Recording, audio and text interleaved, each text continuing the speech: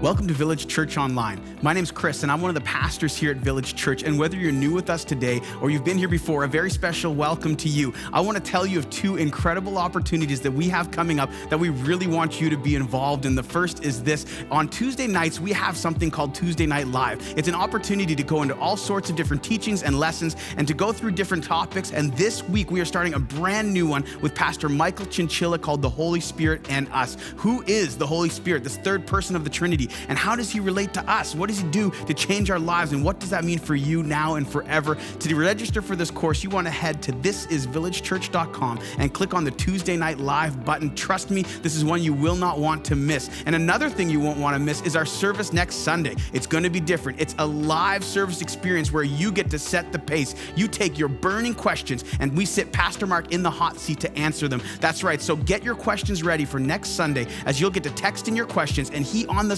spot will have to answer your questions in real time. And we're excited because each service is going to be unique because you get to lead the charge. So join us next Sunday right here at thisisvillagechurch.com to stream our live service experience and to ask your burning questions for Hot Seat Sunday. Would you join me in praying for today, though, as we get into the service and continue together? Father, I thank you so much that you give us the opportunity to come together in a moment like this to worship you, Jesus, and to be transformed by your grace. Holy Spirit, do that wherever we are, in our living rooms, in our homes, on the road, listening, whatever it looks like. Transform us today and help us to be more in awe of you. And we pray this in your beautiful name, Jesus.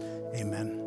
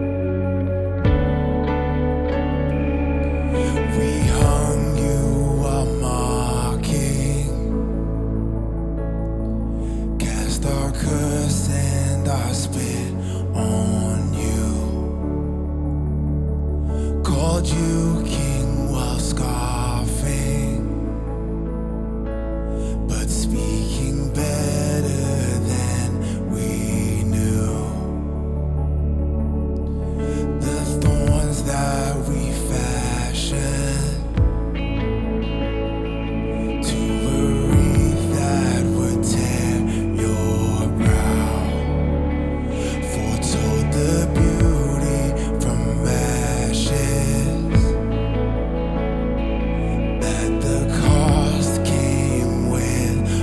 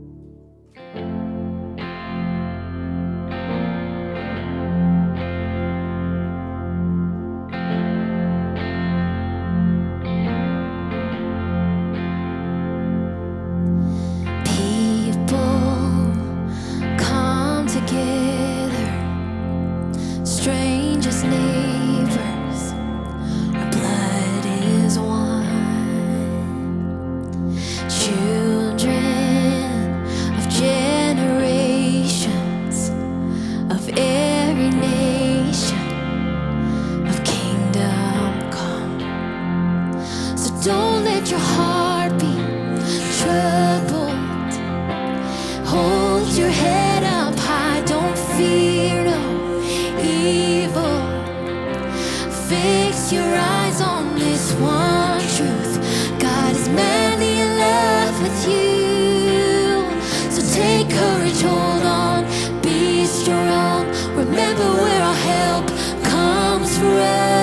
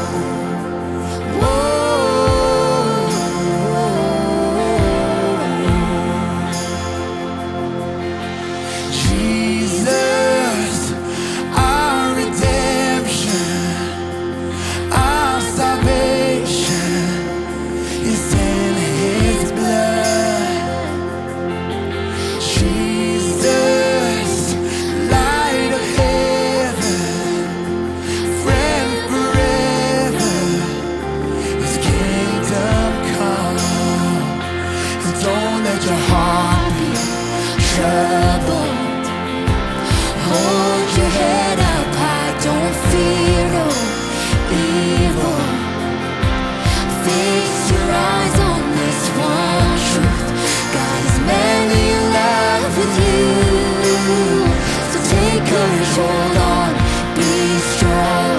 Remember where our help comes from.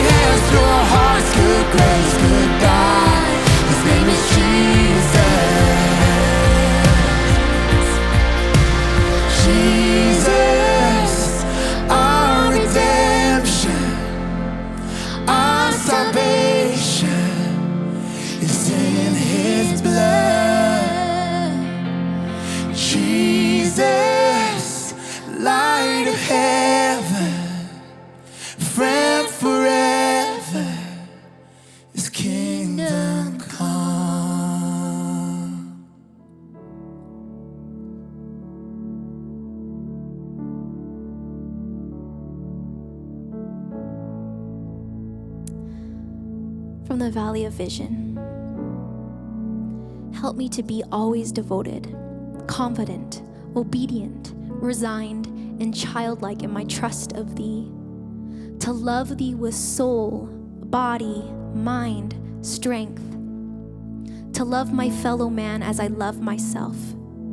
To be saved from unregenerate temper, hard thoughts, slanderous words, meanness, and unkind manners. To master my tongue and to keep the door of my lips.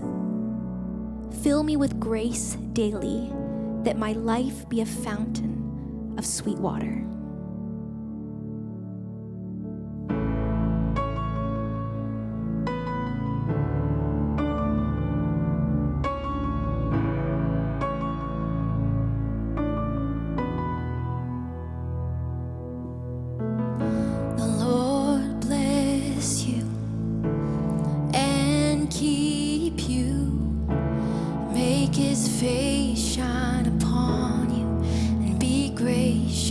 To you, the Lord turn His face toward you and give you peace.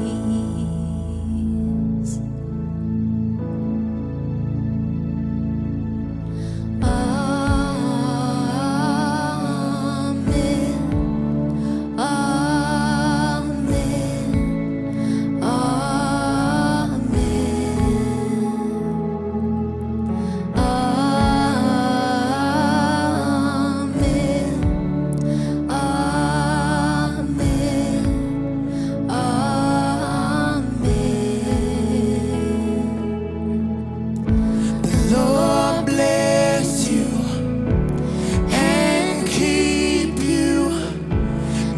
His face shine upon you and be gracious to you.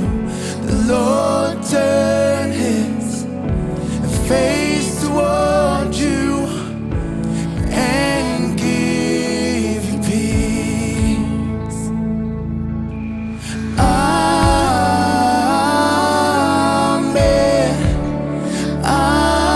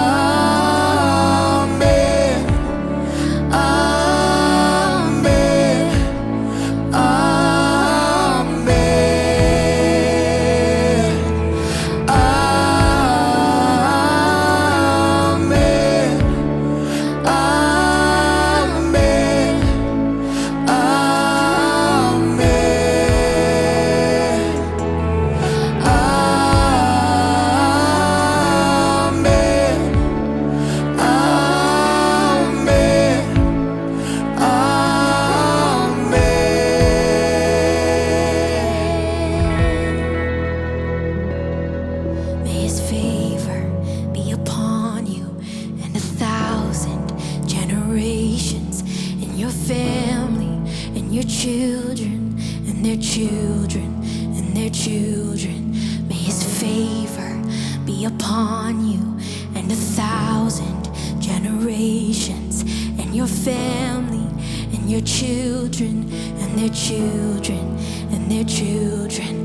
May His presence go before you and behind you and beside you, all around you and within you. He is with you, He is with you in the morning, in the evening, in your coming and your going, in your weeping and rejoicing. He is for you, He is for you.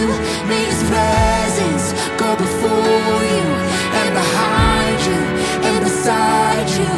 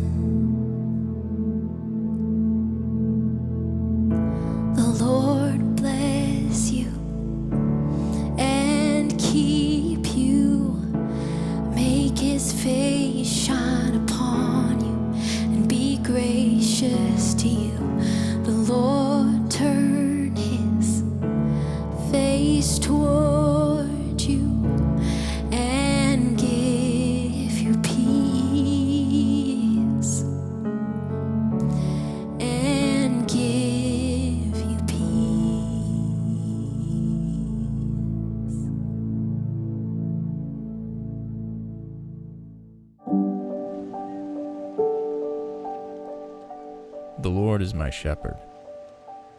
I shall not want. He makes me lie down in green pastures. He leads me beside still waters. He restores my soul. He leads me in paths of righteousness for his name's sake. Even though I walk through the valley of the shadow of death, I will fear no evil.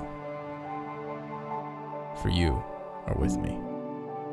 Your rod and your staff, they comfort me. You prepare a table before me in the presence of my enemies. You anoint my head with oil. My cup overflows. Surely goodness and mercy shall follow me all the days of my life,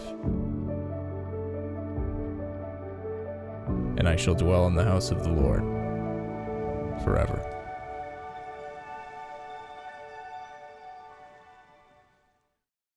Hey, Village Church, Pastor Mark here. Good to have you with us, joining us as Village Church Online, all across Canada, all across the globe. Good to have you. We are in the book of Psalms, the first 41 chapters in the book of Psalms. It's called Book 1, scholars call it. And today we're doing Psalm 23, one of the most well-known pop culture, as we were talking about a couple weeks ago, the Justin Bieber of the Psalms. And we're doing part 3 today.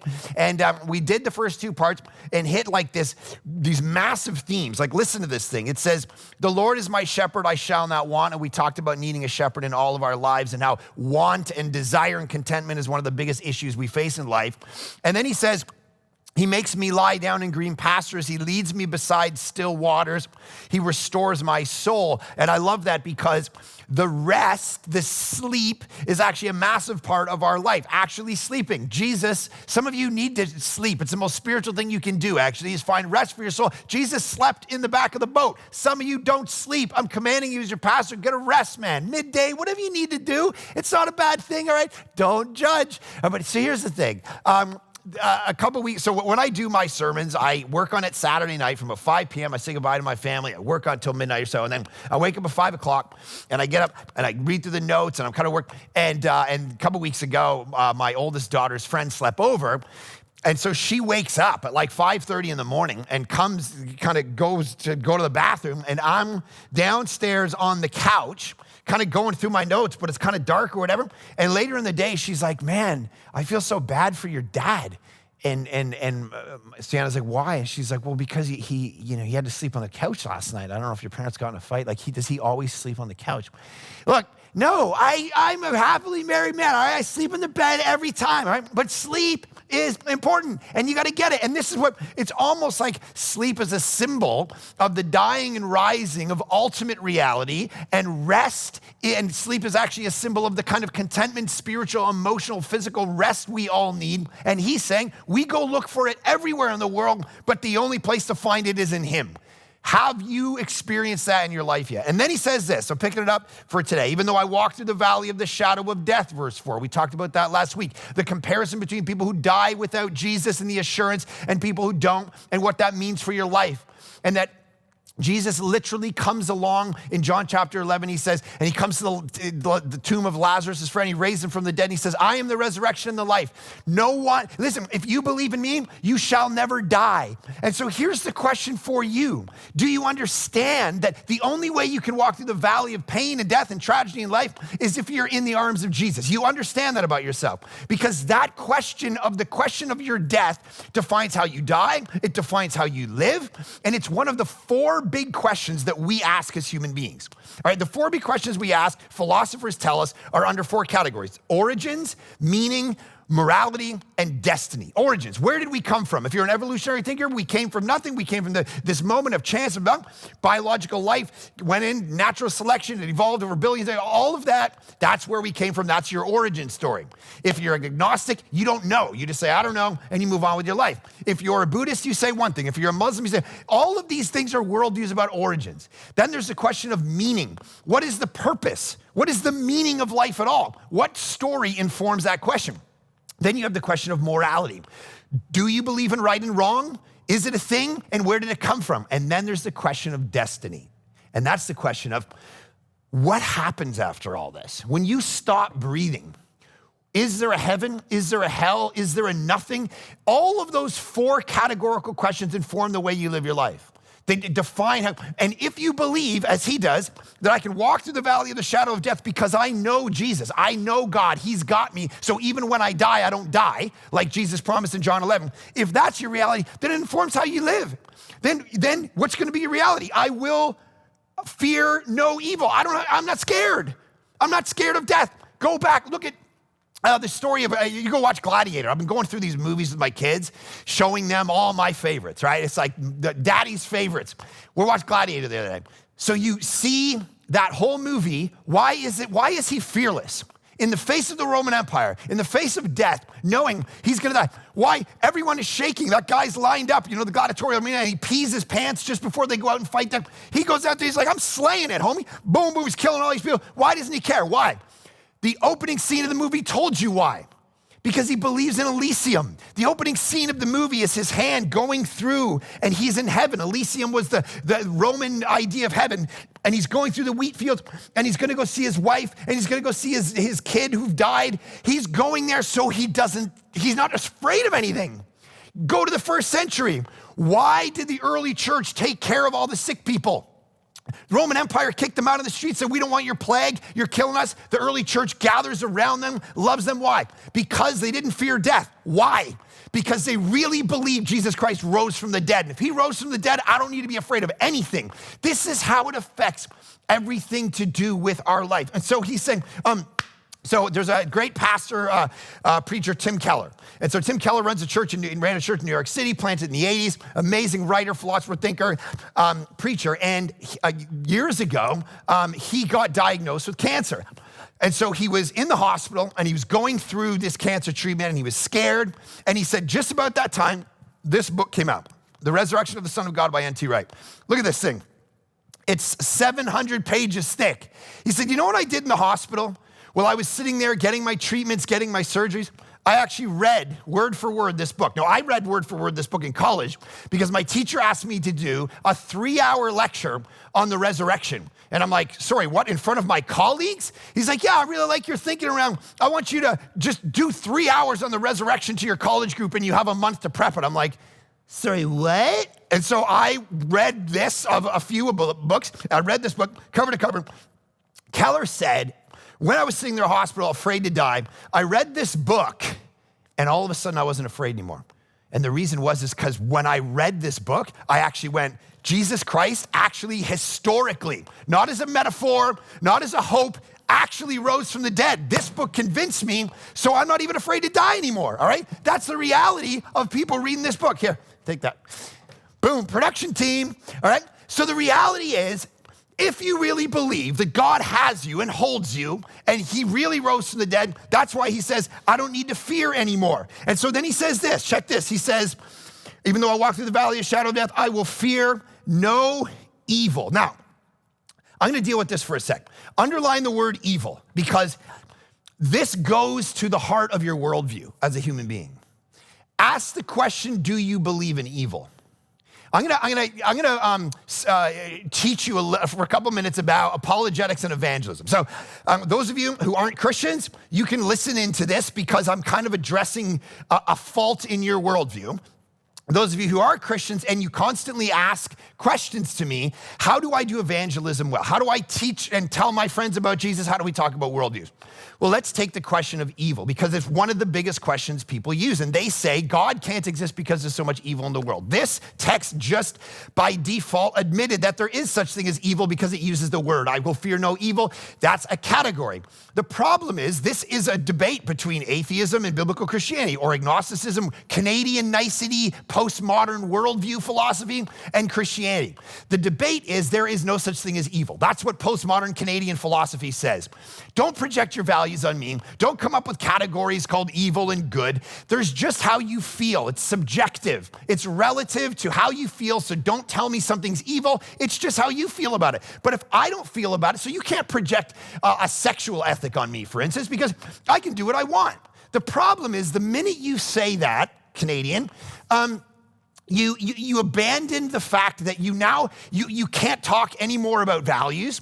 You can't tell me that it's bad to destroy the environment. You can't get on Facebook and talk about race. You can't talk about anything being bad or good or right or wrong or evil because you just lost the category of evil. That's what postmodernity says. There is no such thing as evil. There's just you and I kind of walking around. And here's the problem. We just went through a century where 100 million people died in wars and genocide. World War I, World War II, everything put together. And then we got to the end of the century and we came up with a philosophy that said there's no such thing as evil. That is a wake-up call, ladies and gentlemen, church, people of God, to actually have a prophetic voice in the culture to go, wait a minute, I think we all do agree that genocide's wrong, that racism's wrong, that killing somebody's wrong, that destroying it. There's evil in the world, and if there is evil in the world, which he just said there is, now the question begins, why? And you got to sit across from your friends and say, if you believe in evil, if you believe if I punch you in the face right now in this pub or this coffee shop, that you would say, why would you do that? Not a subjective experience. Then we have to ask the question about where do we get that? One philosopher who does a lot of lectures goes around to colleges and he lectures on philosophy. And he said one day a guy got up and he said, I don't believe in evil at all. And he said, you don't believe in evil? No, I don't believe in wrong. I just believe in your kind of, it's subjective, it's in your brain. And he said, do you lock your doors at night? And the kid was like, what? And then he actually tells this story, because of course that proves the point that we actually do believe in evil, whatever you want to call it. And he writes in one of his books, he says, here's an exchange that happened. I did a lecture at Nottingham University on this topic. As soon as I finished one of my lectures, the student shot up from his seat and blurted out rather angrily, there is too much evil in the world, therefore there cannot be a God. I asked him to remain standing and answer a few questions for me. I said, if there is such a thing as evil, aren't you assuming there is such a thing as good? He paused, reflected, and said, I guess so. Okay, if there is such a thing as good, I said, you must affirm a moral law on the basis of which to differentiate between good and evil. When you say there is evil, aren't you admitting there is good? When you accept the existence of goodness, you must affirm a moral law on the basis of which to differentiate between the two. But when you admit to a moral law, you must posit a moral law giver. That, however, is who you are trying to disprove and not prove. For if there is no moral lawgiver, there is no moral law. But if there is no moral law, there is no good. And if there is no good, there is no evil. What then is your question? There was a pause that was broken only when he said rather sheepishly, what then am I asking you? I love that exchange because you got to go down the logic. And if you're going to put God on trial for the fact that there's so much evil and brokenness in the world, you're admitting that there's a moral law giver who gave you the category called evil to begin with. So it pauses the question back to us. Do you believe in evil? And if you do, here's the second level. The Bible does assume evil is such a thing. There is such a thing as evil, but Jesus has done something about it. Jesus went against evil. Jesus went against the demonic. Go through his ministry. He's casting out demons. He's fighting evil. Part of Christianity is the recognition that evil is a real thing. I know a pastor who planted a church many years ago, and he tells the story in one of his books about his young daughter. She was 6 years old, and she was acting up over and over and over again at school, and they couldn't figure out why. And finally, they realized she wasn't getting enough sleep at night, and she finally admitted to why. And she said, as she sat in her bed at night, there were things under her bed, and those things would come out and pull her hair and say to her, don't tell your daddy I'm doing this to you or I'll kill him. And she was up through the night fearful. And of course, they went through the house and prayed the name of Jesus, which is what happened. Listen, we don't talk about this a lot as a church, but there is such a thing as evil. That's what this thing is saying. That's what it's admitting the fact that some of you, for the most part, the way I talk about you solving your problems in life is that you have sin problems and you need to solve those sin problems by coming to Jesus and letting the Spirit do his work. And for most of you, that's what's wrong. But for some of you, that's not even actually just the issue. The issue is through those sins and behaviors, you've opened yourself up to actual evil, to the demonic. And the only way to defeat the demonic is not through yourself, all right? It's not through New Age philosophy and getting religion and just being a good person from here on out. It's not. the only way to defeat the demonic is the name and the person and work of Jesus Christ. And so that's what you got to rest on, not yourself. If you rest on yourself, you're never going to actually be able to defeat the problem. Go through the book of Acts, the 7 sons of Sceva go around and they try to, come against evil, and they don't know Jesus, and the demons come out and strip them naked and beat them down in the middle of the street. Listen, when you and I try to come against evil without the person and the work of Jesus, we get stripped naked, beaten down, and become useless emotionally, psychologically, in our life. Some of you are trying to save your marriage by just reading a marriage book and taking 5 principles to be a better guy. You need Jesus. Some of you are trying to beat addictions, and you're trying to do it in your own power through principles, through ideas, through reading books, through another podcast, Listen, it's only in the name of Jesus Christ that any of this stuff can be defeated. That's what the New Testament teaches us. There was a woman on my couch in my early days of ministry, came in perfectly normal, all of a sudden started manifesting on my couch. Her eyes rolled back, her face, her voice went dark. She started actually talking to me like that. And I was like, what am I gonna do right now? Give her my own well, let me give you the 6 points to the blog I wrote the other day. Hey, how you do? You want some water? No, it was in the name of Jesus Christ, come out. And then what happened? The same thing when Jesus gets up, Mark chapter 1, Mark chapter 2. He looks to the demons, he says, shut up, be still. And then a couple chapters later, he's in the ocean and the ocean starts to roar and he says the same thing, shut up, be still. And the ocean calms. Because the only calm you can get in your life is through the power and the person and the work and the voice of Jesus, not yourself, not religion, not other thinkers, not other gurus, not other holy books. Jesus and Jesus alone is the way to defeat evil. Out there, in yourself, systematically, all of it. This is why Christianity is necessary for your life, for your culture, for everything that we look at. Some of you are scared though, and that's what this text just said you don't need to be. Look at what he said. I will fear no evil. I'm not scared. Why? Because Jesus has it. Some of you were in the occult, you're part of religions, you've let sin into your life, all these different things that you don't know what to do. Jesus is the answer. How do you know? He's saying the only way, don't be afraid, don't be like, oh, that demon story, that kind of freaks me out. No. Listen, we know the end of the story. We know who reigns and who wins. We know who's ruling, who has power. I remember my New Testament prof, he didn't have enough time to get to the book of Revelation because we'd gone through all these different stuff. It was the last day of class and he had like an hour left. And he's like, hey, we're gonna do Revelation now. And he's like, you know what, we don't even have time. Here's the story, Jesus wins.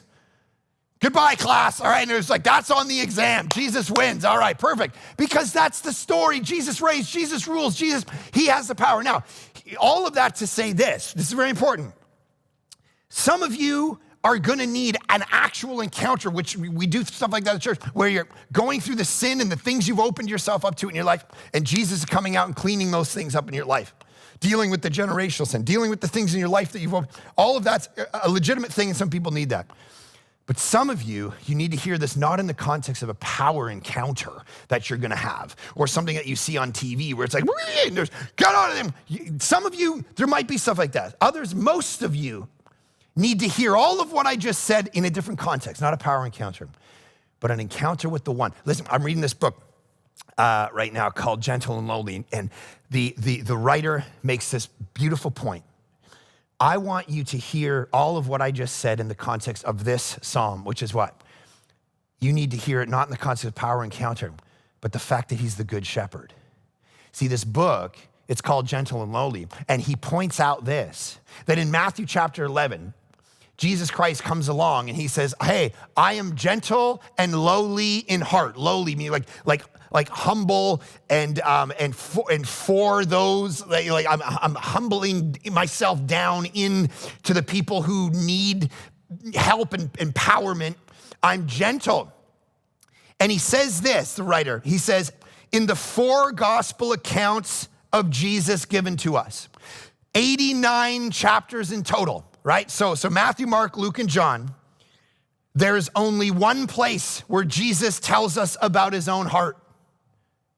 In Matthew chapter 11, I am gentle and lowly in heart. See, here's what I want you guys to hear.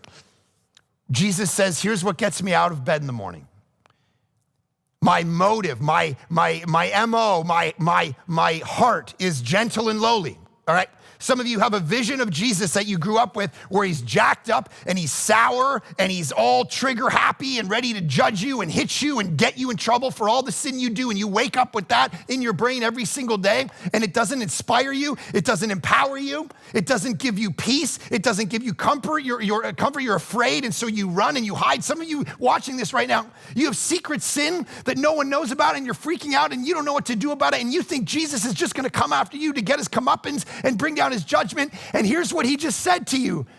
I am gentle and lowly in heart.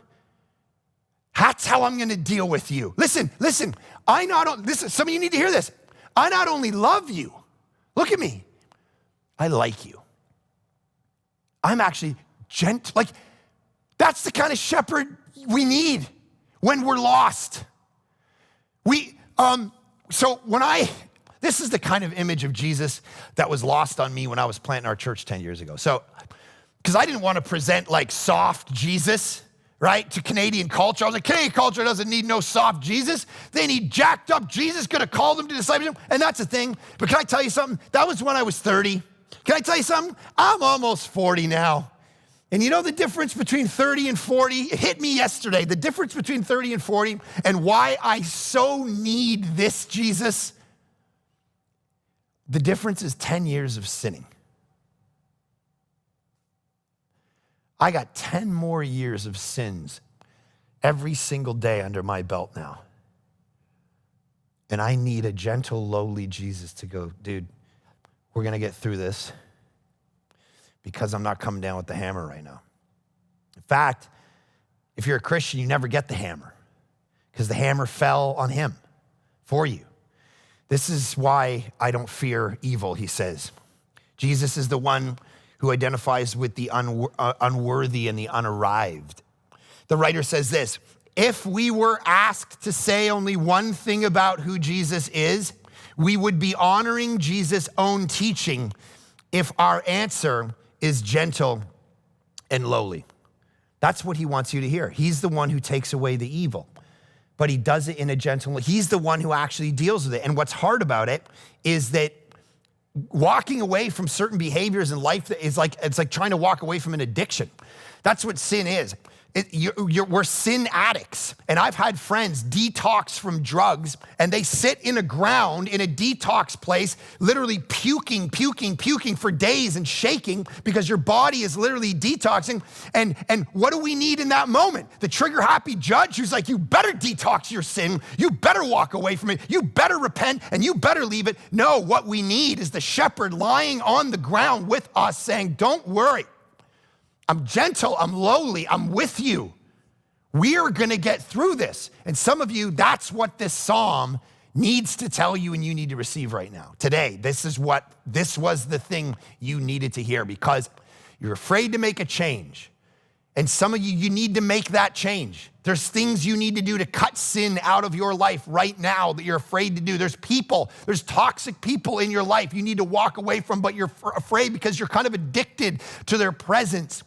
You're addicted to who they are and how they make you feel.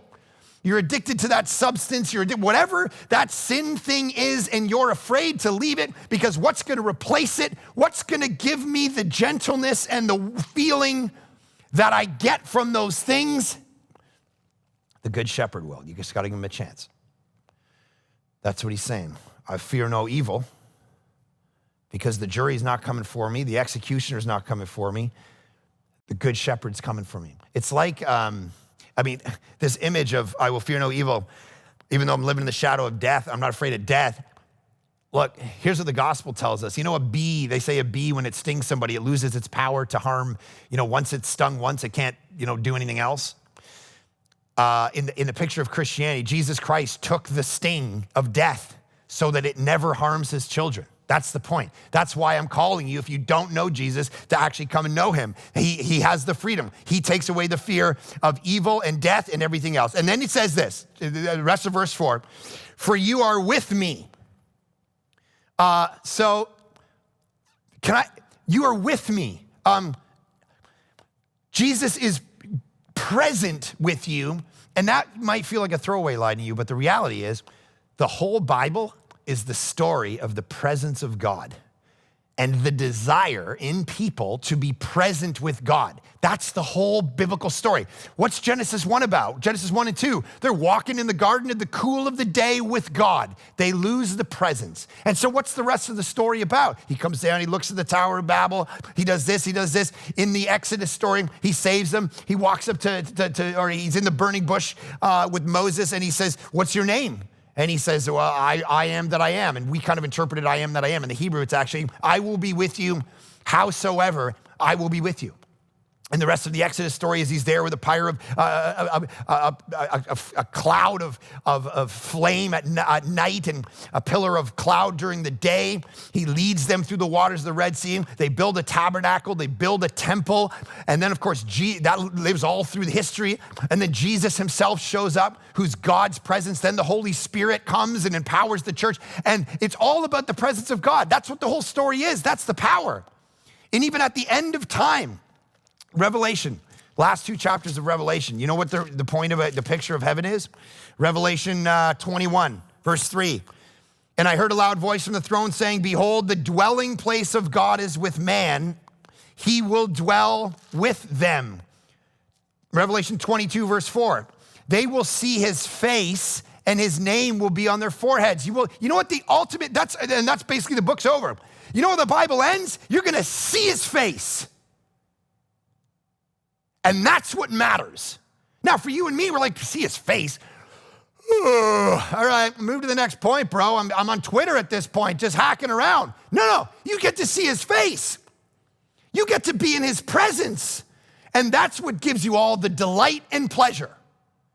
You know, we talked about, you're gonna have pleasures forevermore. Heaven's gonna be every pleasure you have on this earth is like a dullened 1/1,000,000th of it's gonna be in heaven. Why does that happen? It ain't because of you. It ain't because of the environment. It ain't because of circumstances. It's because he's there. And you're face to face with him. Go back to Moses. All he wanted, I wanna see your face. I wanna see your face. I wanna see you. Can I see your face? I wanna see your face. John Piper writes these words.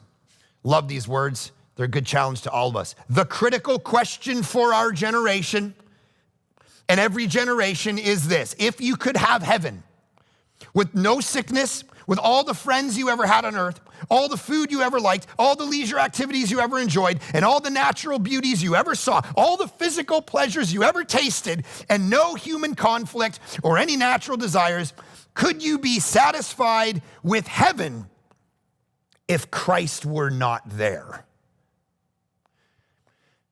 Because in our conversations, that's not what we talk about. We're like, hey, Grandma, I'm coming up to see you soon. Can't wait to hang out. And yes, of course, there's a point to that. You're going to be faithful. So he's saying, you are with me. That's the ultimate hope, is the fact that you are with me. That's what I love about this. I love the fact that, Lord, your presence is with me. You're filling me with joy. That's the whole point of everything. You know, they say when you lose a loved one, the thing you miss the most is their presence. The fact that at the breakfast table, your husband's not there anymore, and he was for 50 years. And you wake up and the bed's empty. You don't hear the laughter anymore. That's the power of presence. And imagine the scale of that when you're talking about God. And so he says, the ultimate beautiful thing is that you are with me. You are, when my daughter has nightmares, I told you this a few weeks ago, what does she want? Good instructions? She want me to write her a book and just hand it to her and go, hey, you want to deal with nightmares? Here it is. Do 4 things, get yourself some water. Later, no, Daddy, sleep with me.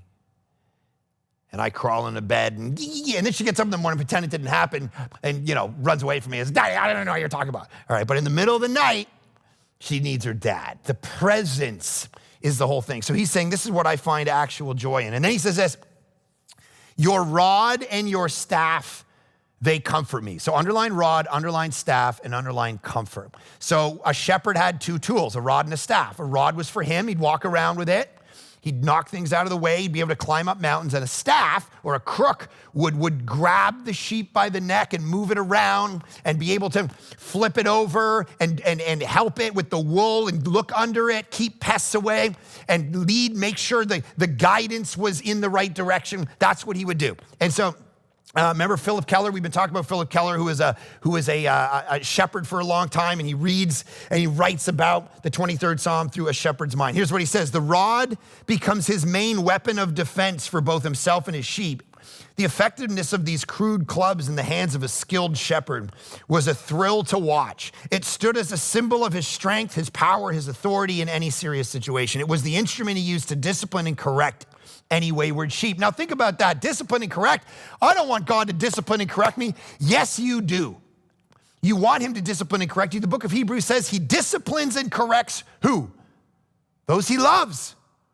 Those he wants to see do amazing things in life. And so he's saying, I am comforted.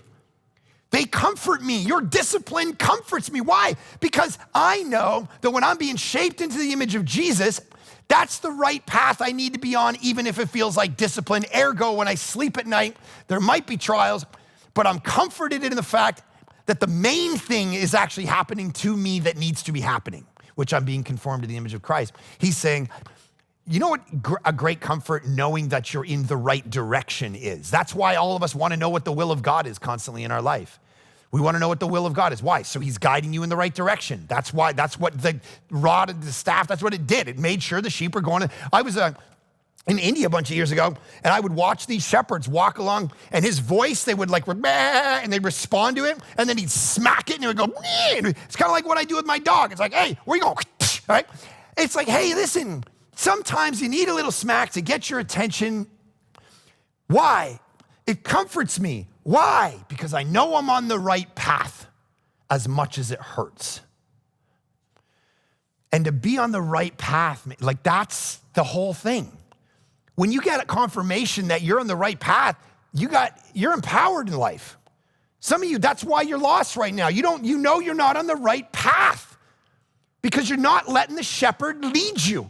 You're leading yourself. But when you have those little glimmers and those moments where you're like, gosh, I texted a friend of mine, a girlfriend of ours recently. I was sitting outside and it was late at night and I was reading some stuff and it just out of nowhere, I hadn't probably texted her in 3 years.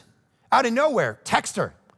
And I'm like, okay, so I just text her this encouragement about, hey, remember like 8 years ago, this and this and this, and you're so important and things are, you're really something, blah, blah. She gets back to me the next day, she goes, there's no way you could have known the state I was in, man. I was on the brink. And every word you said was like a balm to my soul. That gives me the kind of confidence to do that again. Because now I know I'm on the right path. That's what he's saying. I get comforted. Even when it's discipline and correction. The other day with our kids, we're like, listen, no phones today. We don't want you on technology at all because your brains are shrinking and you're always on phones and iPads. Done for the day. Put them away. You're not going to see them all day. They were like, what are you talking about? We want phones. We want, whatever. And it was like, boom. End of the day, mom, dad, best day ever, right? Because we're on the right path, man. It's hard. It feels like discipline. But as long as we're on the right path, there's a comfort in it that it's the right thing. And it's bad parents that don't discipline their kids. Ultimately, that's how you get the disaster, suburban rich kids. Their parents, I talk to parents who are like, my gosh, they swear every other word, but what are you gonna do? I mean, they're 13. What are you gonna do? Smack them with a club? Or no, don't do that. It's like, hey, and I know I can just imagine what's coming down the pike, but what are you gonna do? They're 15 now. It's like, there's a rod and there's a staff, bro. And sometimes that's what they need, and it's out of love. I remember reading, in the early days, I had 3 daughters. I'm like, gosh, I better start reading some books.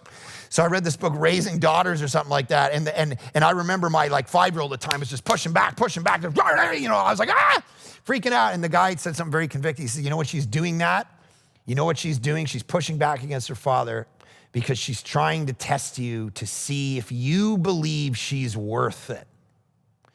Is she worth the effort that I'm gonna get grinded down trying to raise this girl? This is what God does for us. We are worth the effort of getting grinded down a little bit. Here's what Philip Keller says. I think this is fascinating on another level around our spiritual life. He says, a shepherd smacks his sheep at times to keep it away from what? All the stuff they wanted to do in life, all the good stuff. But I want to sleep with whoever I want. I want to party however I want. I want to do marriage however I want. I want to do business and rip people off however I want. That's what I want to do. But man, God keeps disciplining. God keeps trying to make me into somebody else. What's the deal? Why does he do that? Why does he keep whacking me over here and telling me to go this direction? To keep them away from poisonous weeds or other close danger. He knows it's bad for you. Also because of their long wool. It's not always easy to detect disease, wounds or defects in sheep. For example, at a sheep show, an inferior animal can be clipped and shaped and shown, listen to this, so as to appear a perfect specimen. But the skilled judge will take his rod and part of the sheep's wool will lift it to determine the true condition of the skin. What is under the surface of you? Because this shepherd knows, man. Like, you think you're fooling people because you put righteous Facebook statuses up. You can't fool him. Because you talk a certain way or listen to certain music or go to church or, whatever. You play in this game on the outside. The problem is that's not really, when the wool gets pulled up, that's not really actually the condition of your soul. And that's what, you're misinterpreting the data. You're taking something and you're thinking it's true about you because you're playing a part. That's a misinterpretation of that. That's like the time I was traveling with Chris Demonier, who hosts these services. When I travel, I go with people. So he was traveling with me one day and we were in Ontario and we were talking in the car and I was like, hey, have you ever had a really good massage? Like at a resort? And he's like, no, man, I haven't. I'm like, you know what? I'm gonna treat you, bro. Because there's nothing like having a good massage. So I said, call them, set up a couple massages. It's gonna be legit. So he goes in, we're driving up and he calls them and I'm talking on the phone. He's doing his thing. So we get there and they said, okay, Mark and Chris. And I'm like, okay, cool. We get to go at the same time. So we get up and we go in the room and there's 2 beds in the room. And I'm like, what? And the 2 massage people are like, so yeah, just, get yourselves ready and whatever. We'll be back. I'm like, wait, what's going on? Don't we get separate rooms? And they're like, no, you wanted a couples massage. I'm like, what? And I said, Chris, what'd you say? And he's like, oh no, I guess I said I want a couple massages. And they thought it was couples massage. All right, so listen, sometimes we get stuff wrong. Sometimes we just misinterpret the data. So in your life, you do it all the time. You think that being a righteous person and not swearing and making sure that you read this devotional by this guy or saying this or not doing that or acting a certain way and you think that your soul is okay. The problem is he's gonna use his rod and his staff and he's doing it right now in this moment as you're listening to my voice. He's gonna pull up the wool and he's gonna go, I see under you. And here's what I want for you. I want your actual heart to love me, not your behavior, because your behavior will follow you. The reason you can't hear the voice of God, the reason you have no comfort in life, you wanna know what that is? The reason you're wanting and jumping around trying to get that and that and that and that, because underneath you have no direction from him because you're playing a part and there's only so long until all that falls apart. And you get exposed for who you really are underneath the wool. So rather than that, why don't you let him take care of you?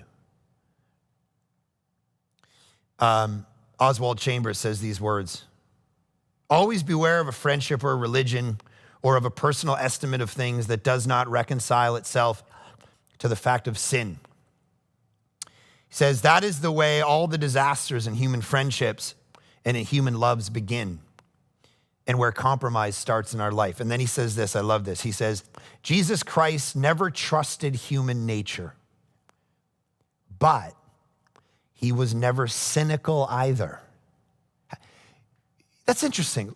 We either trust human nature and we're like, humans are great.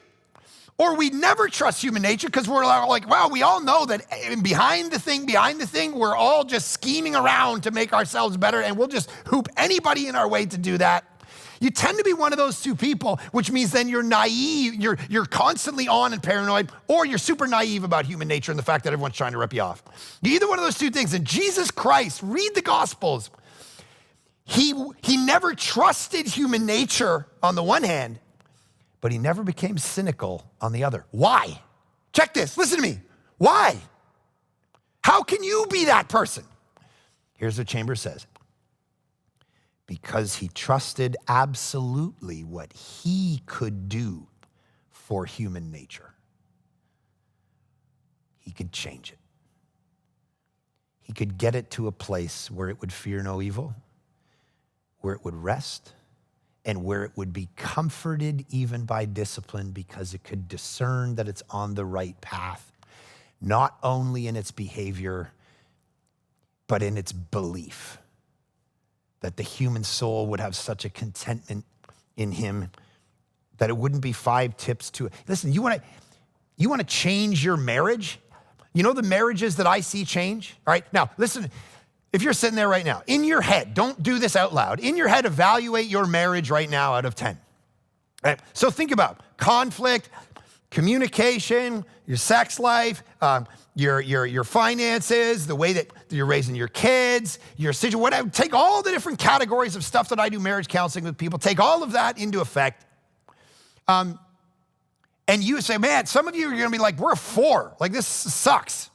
And some of you are like, man, this is a 10, it's killing it, love it. Some of you 7, whatever. Evaluate in your brain. Don't look to your spouse right now. I think we're at the same time, say a number, right? That's gonna get awkward. 8, 2, what? All right, so don't do that. But if you're lower on the thing and you're like, we got stuff we gotta work on. You know the marriages I've seen that actually change and see progress and flourish around all those issues, how they fix them? They don't focus on just trying to fix them and 5 tips to a better this and go to just another marriage conference, read another book or listen to another podcast. It's not those things that change it. The marriages I've seen that have saved them from the brink of death is they've met Jesus Christ. His power have come in to heal not what they do, but what they want to do. Because what happens is they need a change. Husband, what you need a change in is what you want to do for her. Wife, what you need is a change in what you want to do for him. And trying is never gonna work until what you delight in changes. That's what he can do. And so the rest of it goes like this. You prepare a table before me in the presence of my enemies. Preparing a table wasn't just a table. It was like a shepherd would clear a table on like a rock face in order for the sheep to graze and do their thing. And that's what God, that's the beauty of the gospel. It's not the sheep doing the work. It's God going and clearing the table for them. It's God's work on your behalf that saves you, not your work on his behalf for him, hoping that one day he'll notice and go, man, you're such a good person. I'm going to do something with your life. Doesn't do that. In fact, what he does is something else. Philip Keller says this, because like sheep will try tasting anything growing. You ever thought about that before? You know when he clears a table? You know why he clears the table in the rock face? Because sheep are so dumb, they'll see something green or growing and they'll go after it. That's you. Anything growing, give me more. Anything that tastes good in this moment, give me more. This can't be bad for me. This can't be bad for me. I'm just gonna gnaw this stuff. And you know what? God is so good that even in the midst of your stupidity, And your sin and you going after what grows and what's gonna make me pretty, what's gonna make me successful, what's gonna give me more pleasure, rah, rah, rah, rah, rah. You know how good he is? He doesn't even just look at you and leave you to yourself and say, well, I'll just let them die from eating poison weeds. The Lord, the shepherd, removes the things that will kill the sheep, the things that will make us spiritually sick. He's so good, he removes them when you have him as a shepherd. He cares for you so much. Predators are scouted, Keller says, and he takes care of them. The shepherd cleans out the water holes and assures the presence of clean water. And then it says you anoint my head with oil. That's because the flies would get in the scalp. And you know what a sheep would do when the flies got in the scalp? They would beat their head against a rock until they died. Their dumb behavior would literally kill their own life. And he was so good, he would take the oil and he'd put it on the head and the nose, so then the flies couldn't lay eggs and the sheep wouldn't beat their own head to their own death. Oh, how the grace of God saves you from yourself and your disastrous heart to do what you want, when you want. If anything, man, this psalm's about how good he is. Like, let that just ruin you. How good he actually is.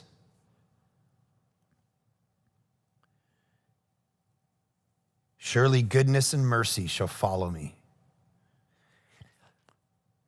A sheep could be one of the most disastrous animals to a field because they'll eat everything and just destroy everything in their path. If they're managed right, Philip Keller says, though, the way they eat and the way that they lay manure down and all the rest of it can actually make a whole field flourish. And the question is, after they've grazed the field for a summer, when you look back at the field they were in, does it look good or bad? Have you destroyed it or have you made it better? What he just said is when you're close to the Lord, listen, what are you leaving behind you in your life? Rancor, division?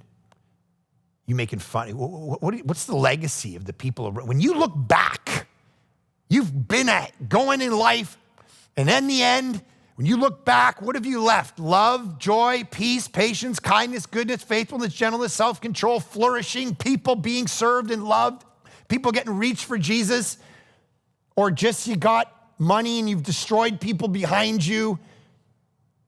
What have you left? This is what he's saying. What do you mean it will follow me? What's going to follow you? That's the question. What will follow you? Goodness and mercy?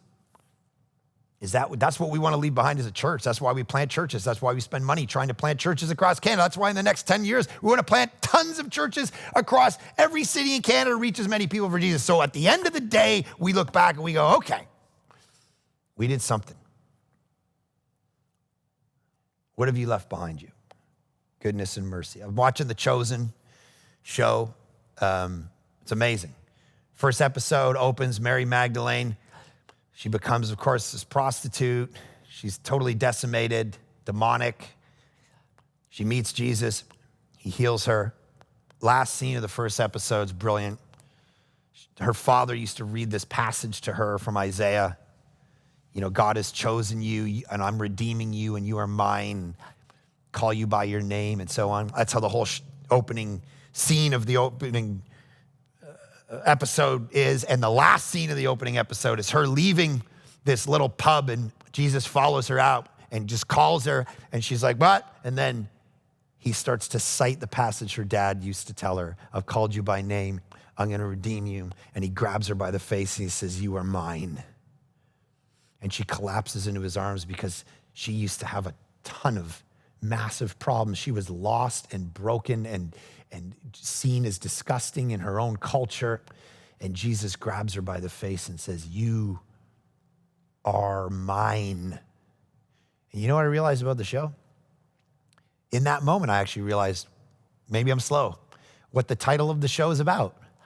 It's called The Chosen. It's not about him. It's about his disciples. It's about the people he decided to choose out of the world and redeem and save and say, I'm going to call you by my name, and now I want you to do something with your life. I'm going to clean you up and inspire you and empower you to do something amazing with your life so that goodness and mercy follow you and you leave this place better. That's what the whole show's about. And Jesus actually just comes and goes from the show. The show is about the people following him, you and me, and how he redeems and restores us so that all the days of our life are filled with goodness and mercy. And then it says this, I shall dwell in the house of the Lord forever. The end of Augustine said that life, the best metaphor for life itself and the soul is the journey toward home. In the end, what is home? Home is to be with the Lord. That's the reality. That's where this whole story, that's where the story of your life is going if you know Jesus. You're going to go and be with the Lord forever, period, in the new creation. And that changes everything about your life now. Do you know him? Do you have that assurance? Father, I pray everybody watching this can hear my voice, would know the peace and goodness of knowing Jesus, that you dealt with our sin on the cross and empower us with new life in the Spirit and welcome us to the table, that we would be in your presence, your house forever and ever and ever and ever unto no end, delight forevermore. Let as we go through the crumbs of life looking for that kind of delight, let us realize it goes to the foot of the cross, and that's where our fulfillment is. Jesus, do that among us. In your good name we pray. Amen.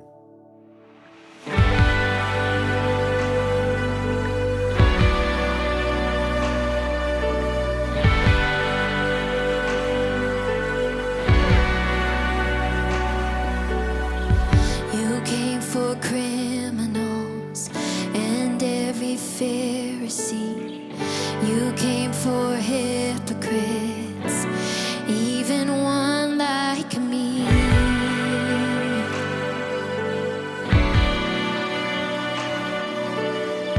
You carried sin and shame, the guilt of every man, the weight of all I've done, nailed into your hands.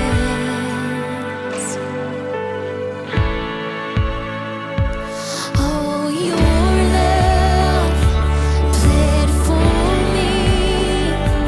Oh, your blood in crimson streams. Oh, your death is hell's defeat. A cross meant to kill is my victory.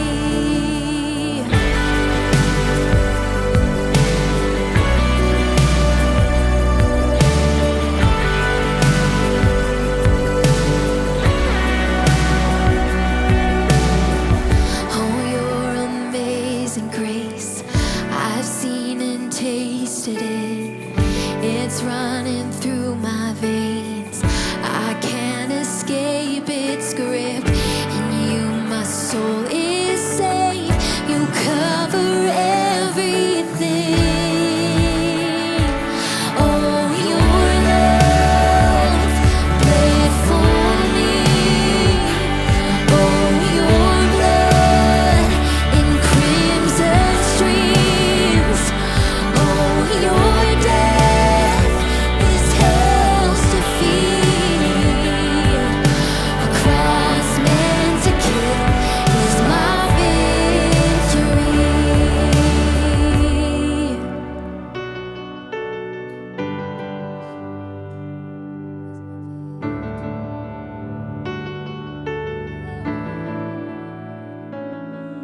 Behold the Lamb of God who takes away our sin, who takes away our sin. The Holy Lamb of God makes us alive again, makes us alive again.